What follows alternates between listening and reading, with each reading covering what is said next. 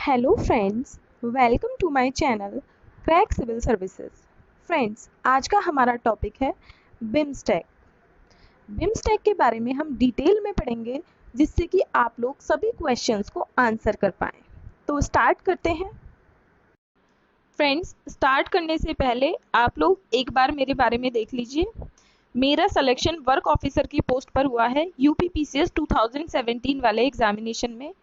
मैं एक online content writer end developer भी हूँ। मैं एडुकेटर भी हूँ अनअकैडमी पर। उसके अलावा मैंने कई एग्जामिनेशंस क्लियर कर लिए हैं। मेरा मोटिव यही रहता है कि आप लोग मेरे एक्सपीरियंसेस से लर्न कर सकें और इस प्लेटफॉर्म के थ्रू मैं आप लोगों को वैल्यू एडिड कंटेंट प्रोवाइड करा सकूं, जो कि आप लोगों के एग्जामिनेशन पॉइंट ऑफ व्यू से बहुत ज़्यादा इंपॉर्टेंट है। फ्रेंड्स, अगर आप लोगों को इस वीडियो लेक्चर की पीडीएफ चाहिए तो आप लोग हमारा टेलीग्राम चैनल ज्वाइन कर सकते हैं। टेलीग्राम चैनल का लिंक मैंने डिस्क्रिप्शन बॉक्स में ऊपर ही प्रोवाइड करा दिया है। टेलीग्राम चैनल पर हम जो भी कंटेंट पोस्ट करते हैं उसकी पीडीएफ भी पोस्ट करते हैं, तो आप लोग जरूर ज्वाइन कर लीजिएगा। सबसे पहले हम जानते हैं बिमस्टेक है क्या। The Bay of Bengal initiative मतलब जो हमारी कंट्रीज हैं बंगाल की खाड़ी के आसपास, उनके द्वारा की गई एक पहल है, एक शुरुआत है। For multi sectoral technical and economic corporation. Multi sectoral मतलब अलग अलग सेक्टर से, जैसे कि government sector, civil society organisations हो गए, कॉरपोरेट बॉडीज हो गई। तो मतलब जो हमारी बे ऑफ बंगाल की कंट्रीज हैं उनके अलग अलग सेक्टर एक साथ आए। किस लिए? For technical and economic corporation, तकनीकी और आर्थिक क्षेत्र में सहयोग करने के लिए। इन अ रीजनल मल्टीलेटरल ऑर्गेनाइजेशन। अब मैं आप लोगों को बताती हूँ, रीजनल मतलब एक क्षेत्र है और मल्टीलेटरल मतलब जिसमें बहुत सारी कंट्रीज इन्वॉल्व हैं। तो एक ऐसा ऑर्गेनाइजेशन बनाया गया जिसको हम कहते हैं बिमस्टेक। आगे देखते हैं। Its members lie in littoral and adjacent areas. मतलब लिटोरल और एडजेसेंट एरियाज में इसके मेंबर्स लाई करते हैं। बे ऑफ बंगाल जो हमारी बंगाल की खाड़ी है, कुछ कंट्रीज जो है उसके किनारे पर लाई करती हैं और कुछ उसके आसपास लाई करती हैं। इस तरीके से क्या बनता है, एक हमारा कंटिगुअस रीजनल यूनिटी, पूरे क्षेत्र को एक एकता मिलती है। बिमस्टेक हमारा जून 1997 में बना था बैंकॉक डिक्लेरेशन के तहत। जब ये बना था इसमें 4 मेंबर कंट्रीज थी। ओनली 4 कंट्रीज थी जब ये फॉर्म हुआ था और उन्हें हम एक्रोनियम बिस्टैक से जानते थे। उन्हें एक शॉर्ट फॉर्म दे दी गई थी BISTEC. Bangladesh, India, Sri Lanka, Thailand economic corporation. तो आप लोगों को याद रखना है, जब बिमस्टेक बना था इनिशियली इसमें 4 मेंबर कंट्रीज थी और जिन्हें हम बिस्टैक के नाम से जानते थे, बांग्लादेश, इंडिया, श्रीलंका, थाईलैंड।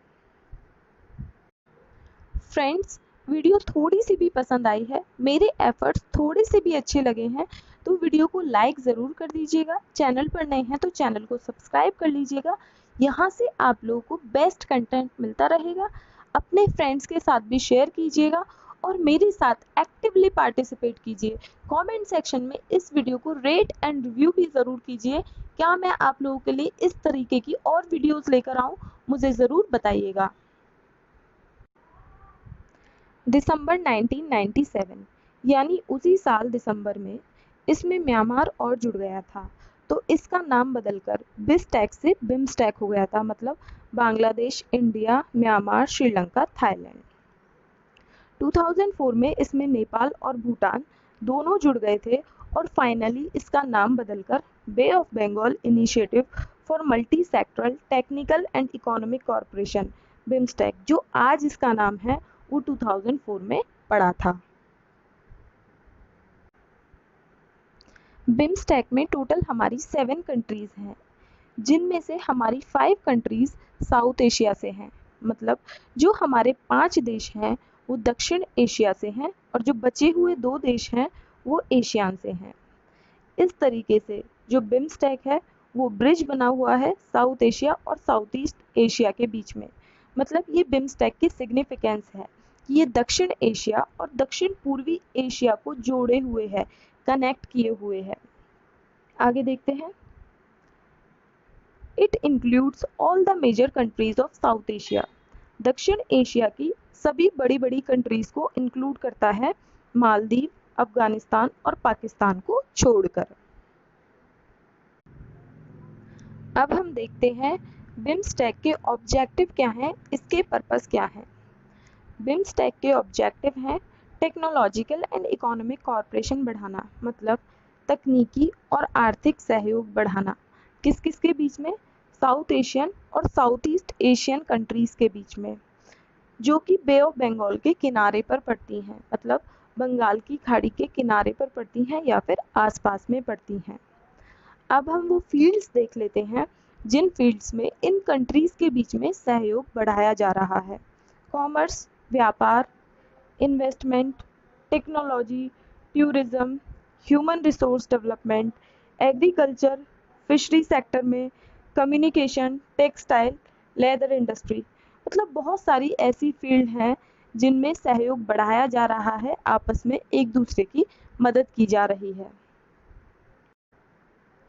अब हम डिस्कस करते हैं प्रिंसिपल्स ऑफ बिम्स्टेक। बिम्स्टेक के जो हमारे सिद्धांत हैं वो क्या हैं? पहला है सॉवरन इक्वलिटी, कोई भी कंट्री किसी दूसरी कंट्री के अधीन नहीं है, सब कंट्रीज आपस में इंडिपेंडेंट हैं। दूसरा है टेरिटोरियल इंटीग्रिटी, कोई भी कंट्री दूसरी कंट्री की टेरिटरी में एनक्रोच नहीं करेगी। तीसरा है पॉलिटिकल इंडिपेंडेंस, मतलब जो कंट्रीज हैं वो राजनीतिक तौर पर स्वतंत्र हैं। चौथा है non interference in internal affairs, किसी भी कंट्री के आंतरिक मामलों में दूसरी कंट्री हस्तक्षेप नहीं करेगी। पीसफुल को एग्जिस्टेंस, सभी कंट्रीज आपस में पीसफुली रहेंगी, कोई लड़ाई झगड़ा नहीं होगा। म्यूचुअल बेनिफिट्स, सभी कंट्रीज मिलकर एक दूसरे को फायदा देंगी। और फाइनली क्या है, जो कंट्रीज के बीच में मल्टीलेटरल कॉर्पोरेशन चल रही है उसे सपोर्ट करेंगे, उसमें एडिशन किया जाएगा। अब हम बिम्स्टेक को इंडिया के रिस्पेक्ट में डिस्कस करते हैं। इंडिया पूरे रीजन की सबसे बड़ी इकोनॉमी है, लार्जेस्ट इकोनॉमी है। बिम्स्टेक ना सिर्फ साउथ एशिया को साउथ ईस्ट एशिया से कनेक्ट करता है, बल्कि ग्रेट हिमालयन रीजन को बे ऑफ बंगाल से कनेक्ट करता है। बिम्स्टेक इंडिया को एक नेचुरल प्लेटफॉर्म प्रोवाइड कराता है, एक ऐसा प्लेटफॉर्म प्रोवाइड कराता है जहां पर इंडिया अपनी फॉरेन पॉलिसीज़ को इम्प्लीमेंट कर सकता है। इंडिया की जो की फॉरेन पॉलिसीज़ हैं, जैसे कि neighbourhood first, act east policy, इन सबको इम्प्लीमेंट करने के लिए ये एक नेचुरल प्लेटफॉर्म प्रोवाइड कराता है। चाइना का जो प्रभाव है बे ऑफ बंगाल वाली कंट्रीज़ पर बढ़ता जा रहा है। क्यों बढ़ता जा रहा है? चाइना का एक इनिशिएटिव है बेल्ट एंड रोड इनिशिएटिव। इसकी वजह से चाइना का इन्फ्लुएंस बंगाल की खाड़ी वाले देशों पर बढ़ता जा रहा है। तो बिम्स्टेक एक प्लेटफॉर्म प्रोवाइड कराता है इंडिया को, जिसकी मदद से इंडिया चाइना के इस बढ़ते प्रभाव को रोक सकता है, काउंटर कर सकता है। मैं आप लोगों को एक चीज़ और बता देती हूँ। सार्क जो है हमारा, South Asian Association for Regional corporation, SAARC dysfunctional होता जा रहा है। सार्क का जो महत्व है वो खत्म होता जा रहा है। तो बिम्स्टेक इंडिया को एक ऐसा प्लेटफॉर्म प्रोवाइड करा रहा है जिसकी मदद से इंडिया अपने नेबर्स के साथ एंगेज कर सकता है। तो इसकी इम्पोर्टेंस बहुत ज़्यादा बढ़ती जा रही है डे बाय डे। अब हम देखते हैं बिम्स्टेक के सामने चैलेंजेस क्या क्या हैं। सबसे पहला चैलेंज है इनकंसिस्टेंसी इन मीटिंग्स। इसकी जो मीटिंग्स हैं वो रेगुलर नहीं होती हैं। जब रेगुलर मीटिंग्स नहीं होंगी तो कंट्रीज़ के बीच में रेगुलर एंगेजमेंट्स नहीं होंगे। इसकी अभी तक सिर्फ 4 मीटिंग्स हुई हैं। पहली मीटिंग हुई थी 2004 में थाईलैंड में, दूसरी समिट हुई थी 2008 में इंडिया में, तीसरी समिट हुई थी 2014 में म्यांमार में, और चौथी समिट हुई थी 2018 में नेपाल में। तो आप लोग देख सकते हैं कितनी ज़्यादा इनकंसिस्टेंसी है, मीटिंग्स रेगुलर इंटरवल पर नहीं हो रही हैं। 5वीं जो मीटिंग है वो श्रीलंका में होनी है, श्रीलंका के कोलंबो में, लेकिन अभी तक डेट्स डिसाइड नहीं की गई हैं। और चैलेंजेस देखते हैं बिम्स्टेक के सामने क्या क्या है। नेग्लेक्ट बाय मेंबर स्टेट्स, कुछ इसकी मेंबर कंट्रीज इसे नेग्लेक्ट कर देती हैं, नज़रअंदाज कर देती हैं, जैसे कि थाईलैंड एंड म्यांमार। थाईलैंड और म्यांमार का जो फोकस है वो एशियान पर रहता है, उतना बिम्स्टेक पर नहीं रहता है। दूसरा है ब्रॉड फोकस एरियाज, जो फोकस एरियाज हैं वो बहुत ज़्यादा हैं, 14 एरियाज हैं, इसलिए उन पर ध्यान नहीं दिया जाता है। Bilateral issues between member Nations, कुछ मेंबर कंट्रीज में आपस में कॉन्फ्लिक्ट हैं, जैसे कि म्यांमार और थाईलैंड के बीच में बॉर्डर कॉन्फ्लिक्ट है, तो इस वजह से प्रॉब्लम्स हो जाती हैं। बिम्स्टेक का अभी तक कोई फ्री ट्रेड एग्रीमेंट नहीं है। बिम्स्टेक का जो फ्री ट्रेड एग्रीमेंट है वो नेगोशिएट हुआ था 2004 में, लेकिन अभी तक कंक्लूड नहीं हो पाया है, बन नहीं पाया है। एक और सब रीजनल ऑर्गेनाइजेशन बन गया BCIM, Bangladesh, China, India, Myanmar, जिसके बनने की वजह से कहीं ना कहीं बिम्स्टेक की जो सिग्निफिकेंस है, इम्पोर्टेंस है, वो कम हुई है। तो ये सारे चैलेंजेस हैं जो बिम्स्टेक फेस कर रहा है।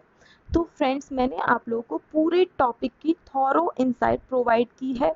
यहाँ से प्रीलिम्स हो या फिर मेंस हो, आपका कोई भी क्वेश्चन छूटने वाला नहीं है। मेरी वीडियो आप लोगों को थोड़ी सी भी पसंद आई है तो फ्रेंड्स लाइक ज़रूर कर दीजिएगा। चैनल पर नए हैं तो चैनल को सब्सक्राइब ज़रूर कर लीजिएगा। वीडियो को अपने फ्रेंड्स के साथ भी शेयर कीजिएगा। यहाँ से आप लोगों को बेस्ट कंटेंट मिलता रहेगा। प्लीज़ एक्टिवली पार्टिसिपेट कीजिए। कमेंट सेक्शन में आप लोग अपने कमेंट ज़रूर छोड़िएगा।